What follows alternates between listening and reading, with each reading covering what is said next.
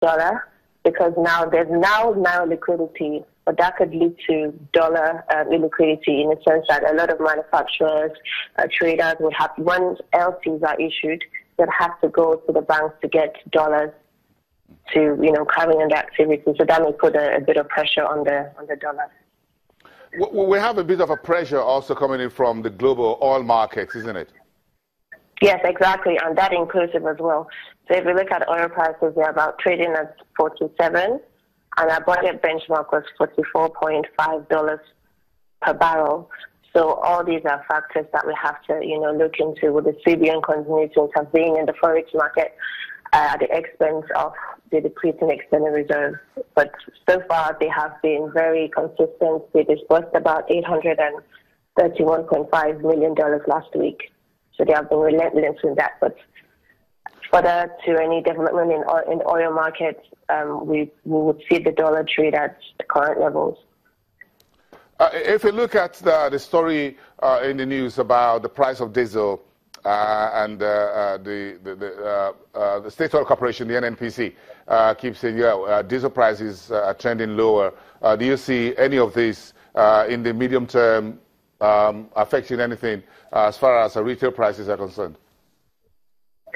Well, the CBN happens to understand the pressure or the inconvenience truck drivers and, business owners go through, hence intervening by trying to make diesel prices a bit more available to businesses, because most of our manufacturing sector anyway is run by diesel. So food prices, I expect this to have a minimal impact on food prices, in the sense that logistics costs will be reduced or reviewed downwards. But in the very long term, I expect prices to continue to trade at current levels. Okay, take us through where we are now. Take us through where we are as far as the commodity prices are. Anything trending lower anywhere? Well, if you look at the list of commodities that we track, prices are relatively flat. But if we look at the bag of rice, prices are extremely volatile depending on the retailer. But so far, it is still within a range of 17,000 naira to about 19,000 naira per 50 kilos. So we're not really seeing any downward movement in prices. What we're seeing is actually higher prices. This is, due to the Ramadan fast that we're seeing and the current planting season, and we expect prices to actually go higher if once this celebratory season is over, prices will begin to moderate. Give me some good news.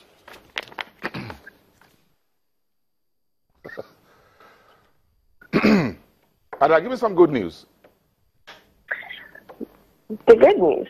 Well, the good news is, like we said, lower diesel prices will definitely reduce transportation costs, which may lead to, most of the domestic commodity prices being a bit more affordable. And so far, the rains that we're having is having a positive impact on the total power output on the grid. So that means if there's increased power supply and if there's, availability of diesel, so that is a plus for most of the manufacturers or business owners. You think we're having a little bit of stable power output because of the season, because of the rains? Well, yes, the rains are actually contributing to the hydro dam. So that is a good. That's good.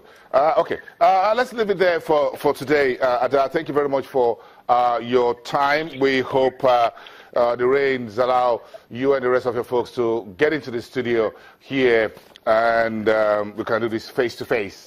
But of course, we're happy that we got a telephone conversation up and running this morning. Thank you very much for coming through. We appreciate that. Ada Konobi, one of the research analysts at Financial Derivatives Company. Get back to what is in the news.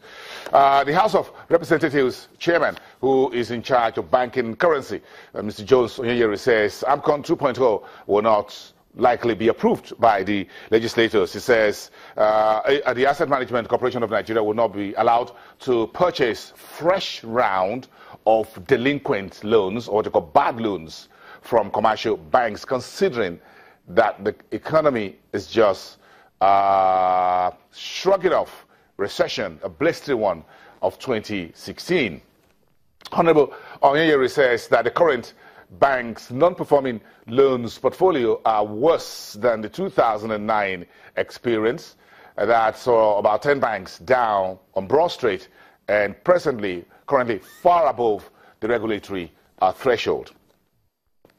Meantime, the Central Bank of Nigeria has kicked off the brand new week with $195 million in FX sales, and you can see the distribution there. The wholesale got 100, SMEs got a 50, the invisibles got $45 million. In the last 7 days, the Central Bank has pumped $1.026 billion into the currencies markets, all in the bid to keep the naira very healthy. And how soon are we going to start spending the 2017 budget? We don't have a date yet, but the finance minister says the administration is ready to make releases as soon as the budget is loaded. He says that a cash plan meeting has been held, and the release of the first tranche of $350 billion, the figure you've seen in the news since yesterday, for capital projects will be released. And how long will be the lifespan of 2017 budget? Could be 12 months, could be 6, could be 9. No one is sure. And that was the Honorable Minister for National Planning and Budget says yesterday, that whenever a new appropriations comes into law, it overtakes the previous Appropriations Act. We're back after the break.